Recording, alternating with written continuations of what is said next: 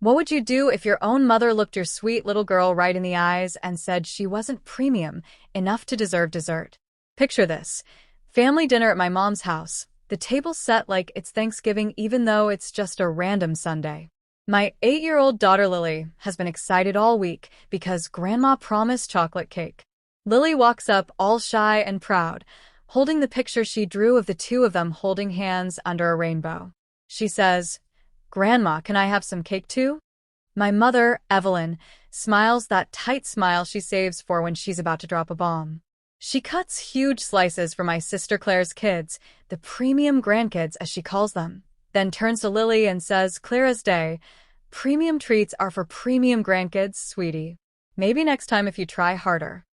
Before we continue with this video, please like, subscribe, and turn on the notification bell for updates. The whole table laughed like it was a joke. Everyone except me and Lily. My blood turned to ice. I felt every childhood memory of being second best rush back in one horrible wave. I didn't scream. I didn't cry. I just stood up, took our coats, and walked out with my daughter.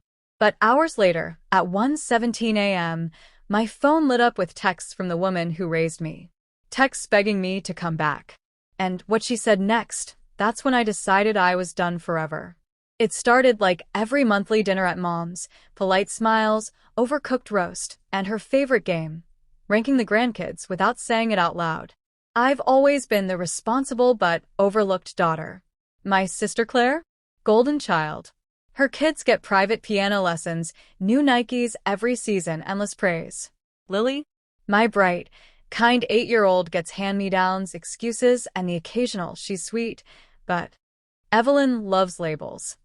Premium grandkids are the ones who achieve. Claire's boys are premium. Lily, who reads chapter books above grade level and draws pictures that make strangers stop and stare. Apparently basic. We arrived that Sunday, and Lily ran straight to Grandma, arms out. "I drew you a picture. See? It's us under a rainbow." Evelyn glanced at it for half a second, said, "That's nice, dear," and set it aside like junk mail. Dinner dragged. The adults talked careers. Claire bragged about her promotion. I mentioned my new freelance client. Mom cut me off. "That's cute, Sarah. But Claire's is full-time." Then came dessert. Lily's eyes lit up at the chocolate cake, 3 layers, glossy ganache, the kind Evelyn only bakes for special occasions. Lily asked so politely, "Grandma, may I have some cake too?" Mom smiled that razor smile. And that's when she said it. Premium treats for premium grandkids. The table chuckled like it was harmless fun. My heart stopped.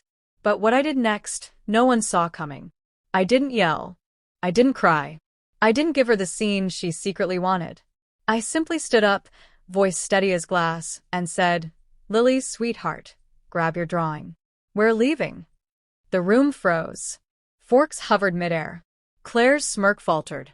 Mark looked at me like I'd lost my mind, but he followed without a word. Evelyn scoffed. "Don't be dramatic, Sarah. It's just a joke. Sit down." I kept moving. Code off the hook. Lily's little hand in mine.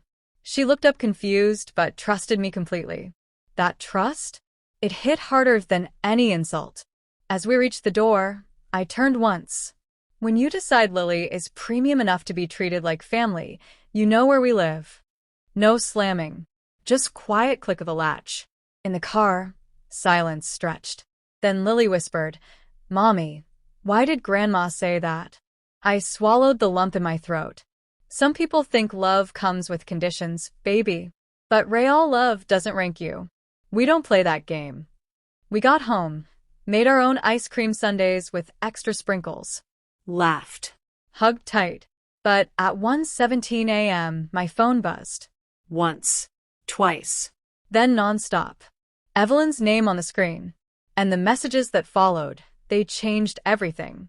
Have you ever had someone hurt you deeply, then beg you to come back like nothing happened? My phone kept lighting up. First text. "Sarah, I didn't mean it that way. Lily can have cake tomorrow. Come back." Then, "Please.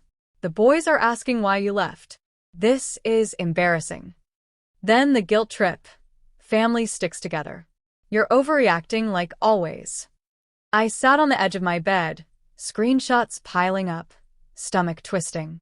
Mark slept beside me, clueless. I didn't wake him. This one was mine to handle. Here's the twist nobody saw coming. Evelyn's premium obsession wasn't just snobbery. It was fear. Fear that I'd built a life without needing her approval. Good job, happy marriage, confident kid. Claire still calls daily, borrows money, stays dependent. That keeps Evelyn feeling useful, in control. Me walking out? It threatened her whole system. I read the text quietly to myself. Lily appeared in the doorway, rubbing her eyes. Mommy? Is Grandma okay? I pulled her into my lap. She's just learning, baby. We had our own party. That's what matters. She hugged me tight. I like our ice cream better anyway. My heart cracked open with love. Then the final text popped up. If you don't come back, don't bother coming again. Those words hung in the dark. And that's when I made the decision that would break everything wide open. I didn't reply. Not once. I stared at that final text. If you don't come back, don't bother coming again. And felt something shift inside me. Not anger. Not sadness. Relief. Like dropping a weight I'd carried for 34 years. Next morning, I told Mark everything.